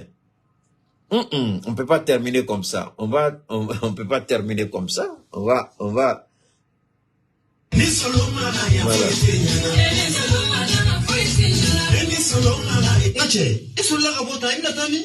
Kone ne ka musokɔrɔba de filɛ ne ka so ka ne la kun sɔgɔlen na ko fo ne ka taa fura de ɲini ka d'a ma fura in tɔgɔ ko damisa ne yɛrɛ t'a dɔn damisa in bɛ sɔrɔ fan o fan. Kɔkɛ a kan bɛ sɛnɛ fɔ kɛ ka fura de ma mun bɛ feere Nura FM na. Kɔmuso tiɲɛ don fura in ka ɲi kosɛbɛ fura in tɔgɔ de ko damisa kabini ne ye fura in sɔrɔ waati min na n lafiyara ni dɔ banna dɔrɔn n bɛ taa dɔ ta k'a daminɛ mɔgɔ joli sira bɛɛ lajɛlen fura in bɛ boli a bɛɛ lajɛlen na. Mɔgɔ min filɛ i niyɔrɔ dumuni ma nka i niyɔrɔ kuma i tɛ fili o ma ne yɛrɛ de ye sinafɔkɛ ye a ye fɛn o fɛn fɔ fura in na a bɛ fɛn kɛ min ka jugu ni nin bɛɛ ye n ko don dɔ la ne dɔnbaga dɔ y'a terimuso su ka kɛ ne ka fura in kan k'a san musokɔrɔba ko ale dan t'a denmuso ka kɔnɔdimi in ban cogo la tuguni nka a dara la don kelen a ye bidɔn kelen san o kɔfɛ a nana bidɔn 5 de san sisan ne n'o kɛra teri k'a sababu kɛ ala ni den in furakɛli kama ala barika la bi ne y'a ye jamana ɲɛmɔgɔ sera ka papier ta k'a di an ma n'an ka ma ko carte professionnelle o tɛ kɛ gansan ni ko ma kɛ ko t'i dɔn fura in bana mana k'i farikolo fan o fan fɛ a bɛ don k'a sama ka bɔ farikolo la pewu k'i lafiya k'a kɛ i n'a fɔ i bolo cogo damisa fura lakika don o kɔfɛ an ye sɛgɛsɛgɛli kɛ fura wɛrɛw la kɛrɛnkɛrɛnnenya la i n'a fɔ diabète ani tension ka an tɛgɛ da a bana kisɛ yɛrɛ kan walasa an ka se ka mɔgɔw nafa ni a ye k'o fara damisa ko in kan ni ala sɔnna ma an ka se ka mɔgɔw bɔ u ka degun kɔnɔ.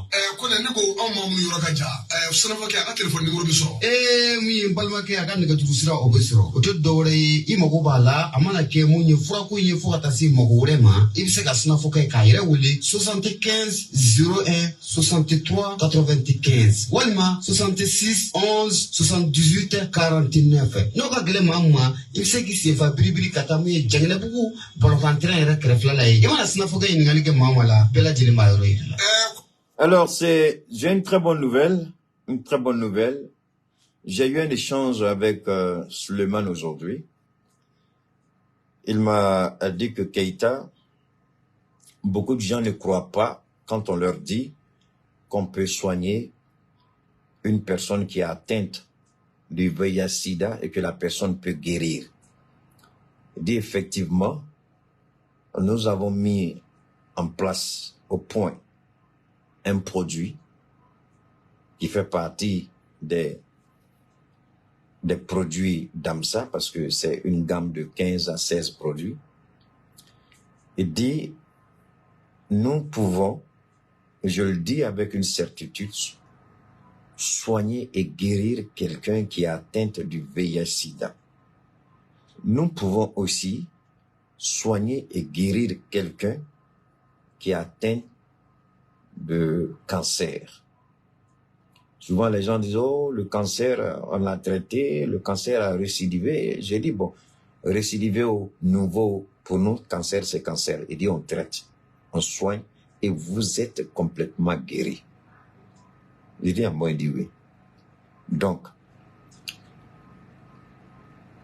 les gens souvent sont inquiets, les gens posent des questions. J'ai échangé aujourd'hui avec un de mes jeunes frères qui m'a posé beaucoup de questions. Quand je l'ai échangé, c'est à travers les messages. Il a parlé d'une maladie qui est un peu rare, mais une maladie dont une personne qui lui est proche souffre énormément. Il dit, est-ce que réellement, Keïta, tu peux me donner la certitude que vous pouvez soigner cette maladie? J'ai l'habitude de dire souvent, accepter la mort qu'on ne peut pas. Très peu de maladies aujourd'hui. Accepter aussi que Dieu même décide, c'est la maladie là qui va t'emporter. Sinon, si Dieu dit que la maladie, quels que soient les pronostics des docteurs, quels que soient les résultats des analyses, quel que soit le résultat de votre bilan de santé, quelle que soit la gravité de la situation, si vous êtes supposé guérir et que vous rentrez en contact avec nous, vous serez guéri. Ça, au moins, c'est une certitude qu'on peut vous donner. Vous soignez et vous guérir. Vous savez, c'est ce que la médecine moderne ne veut pas. C'est ce que l'industrie pharmaceutique ne veut pas. C'est pourquoi la dernière fois, j'ai interpellé certaines personnes de faire beaucoup attention, de ne pas faire le jeu. Il y a des gens aujourd'hui qui trouvent leur compte. Écoutez, je m'arrête là. Des gens qui vont faire des chimios, des gens qui vont... Vous allez dépenser. D'abord, vous allez prendre votre billet d'avion pour aller dans un pays étranger, pour aller vous faire traiter à cause de quoi? Du cancer. Alors que vous restez sur place, le médicament que vous achetez ne vaut même pas le prix du billet d'avion aller-retour. Donc vous comprenez que dans le traitement d'une personne, c'est toute une organisation, c'est toute une chaîne de valeurs qui rentre en jeu. Vous allez payer billet d'avion, vous allez dormir à l'hôpital, il y a des petits besoins, vous allez payer. Ensuite, vous allez faire les examens, les analyses, les traitements, payer les médicaments. Donc, c'est toute une panoplie de chaînes de valeurs que vous prenez en compte. Donc, vous voulez aller vous soigner à l'extérieur? C'est pas 3 millions qui vont vous guérir. Parce que votre billet d'avion aller-retour, déjà même n'est pas loin du million. Si vous devez loger à l'hôtel et puis en même temps aller vous traiter, c'est énormément d'argent. C'est beaucoup d'argent. Mais alors, nous on dit, on a les moyens de vous aider et il y a certaines personnes qui veulent s'allier d'amitié avec l'industrie pharmaceutique pour nous dire, non, c'est comme ça, c'est ceci, c'est celui-là. Mais attention, il faut faire beaucoup attention. Parce que Dieu lui-même, il n'aime pas ça. Ce n'est pas moi qui le dis. Une fois, j'ai entendu un imam prêcher. Dieu lui-même n'aime pas ça. Rendons la vie facile au peuple. Rendons la vie facile au peuple. Quand on nous dit question de santé publique, mais la question de santé publique, c'est le ministère de la Santé qui doit sortir pour faire un communiqué. Si le ministère de la Santé ne sort pas pour faire un communiqué, et pour que le ministère de la Santé même fasse un communiqué, il va falloir qu'il y ait des cas de situation d'incident avérés pour que le ministère de la Santé s'élève pour faire. Mais un régulateur ne peut pas parler au nom du ministère de la Santé. Donc, si un régulateur parle au nom du ministère de la Santé, on a des raisons de se poser beaucoup de questions, puisque c'est beaucoup... attendez, et ceux qui viennent vendre leur maison sur les réseaux, ceux qui viennent vendre habits sur les réseaux, ceux qui viennent vendre toute autre chose sur les réseaux, pourquoi vous ne parlez pas de ça? Ça aussi, c'est promotion. Si vous dites que vous êtes régulateur, mais attention, vous ne choisissez pas seulement un créneau, vous attaquez à tout en même temps, mais pas un seul créneau. Quand vous attaquez à un créneau, on est en droit de se poser des questions. Parce qu'on aurait pu nous dire, conformément, on a eu un entretien avec le ministère de la Santé. Ce qui n'est pas le cas, parce que leur communiqué ne dit même pas, on a eu un entretien avec le ministère de la Santé. Si votre communiqué dit qu'on a eu un entretien avec le ministère de la Santé, qui, en fonction du Conseil des ministres, voilà, après le Conseil des ministres, voilà ce qui a été dit, dont le ministère de la Santé a saisi le régulateur. En ce moment-là, nous, on comprend. Mais quand vous venez, vous faites ça, nous, automatiquement, on se dit, mais attendez, est-ce que dans votre affaire, là même, là, on n'a pas le droit de se poser certaines questions? Donc, nous, on est là. Nous, on opère dans la légalité. Monsieur Suleiman, il est dans la légalité. Je suis moi-même dans la légalité, donc je n'ai même pas peur d'en parler. Les autres peuvent avoir peur, mais moi, je suis dans la légalité la plus absolue. Donc, je n'ai pas peur de quoi que ce soit. Nous vous disons que nous avons les moyens de vous soigner, les moyens de vous guérir. Vous avez entendu, c'était en langue bambara, il y a bien d'autres maladies. Donc, nous sommes à votre disposition. Je suis au 72, 77, 47, 88. L'indicatif, c'est le 223, 72, 77, 47, 88. Je répète, l'indicatif, c'est le 223, 72, 77, 47, 88. Parce que je parle de cette histoire-là, ça remonte à presque 1 an. Il y a un médecin qui m'avait appelé, qui a commencé à raconter sa petite vie de misère. J'ai dit, mon ami, si ta médecine là pourrait soigner les gens, là, tu n'avais pas besoin de m'appeler. Alors, donc, automatiquement, ils sont passés encore par d'autres personnes. Donc, on a l'impression que soit ce sont les médecins ici qui ont saisi le régulateur, soit c'est la pharmacie, soit c'est qui. Mais en tout cas, pour que le régulateur soit dans cette position-là, quand le régulateur parle de santé publique, ça dépasse le cadre du régulateur. Là, c'est le président de la République qui est interpellé. C'est le président de la République, après délibération du Conseil, instruit le ministre de la Santé pour prendre des décisions. Mais le régulateur, quand il parle, le régulateur doit s'attaquer à tout le monde, mais pas à un domaine précis, pas à un domaine particulier. Là, en ce moment, on se pose bien la question, est-ce que c'est le régulateur qui parle ou c'est quelqu'un d'autre qui parle? Parce que souvent, chez nous ici, souvent on se donne trop de choses. Hein. Moi, je vais être honnête, je ne suis pas contre eux, mais c'est le président, ça c'est le conseil des ministres qui décide ça. C'est le conseil des ministres qui interpelle le ministre de la Santé. Le président interpelle le ministre de la Santé au niveau du conseil des ministres qui prend des décisions. Et ces décisions-là sont rendues publiques. Et puis c'est au journal officiel. Mais quand le régulateur vient dire question de santé publique, je suis désolé, monsieur le régulateur, mais il y a beaucoup de choses qui se font sur les réseaux, donc vous devez saisir tout, pas un seul. Non. Pour que vous veniez parler de santé publique, il aurait fallu d'abord que le conseil des ministres saisisse le ministre de la Santé. Bon, c'est votre droit, vous le dites. Hein. Moi, c'est mon appréciation, c'est mon analyse, je peux me tromper.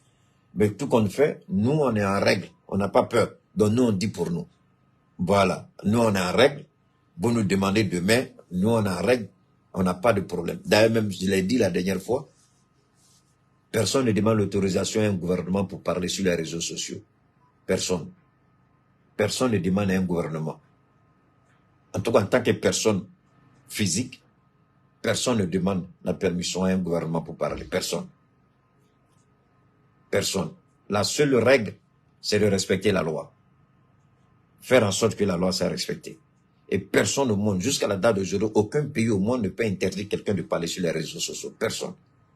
Maintenant, si, à moins que vous voulez lancer le discrédit sur le gouvernement, ou bien vous voulez faire du gouvernement une cible, sinon, tous les gouvernements ont peur de s'attaquer aux réseaux. On peut réguler les réseaux. Il y a une loi qui est sortie, non? Par rapport aux insultes, aux injures, aux attaques, tout ça, ça c'est normal.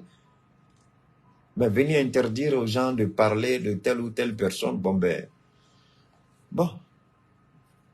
que Dieu facilite les choses, que nous donne la bonne compréhension. D'ici là, portez-vous bien, on garde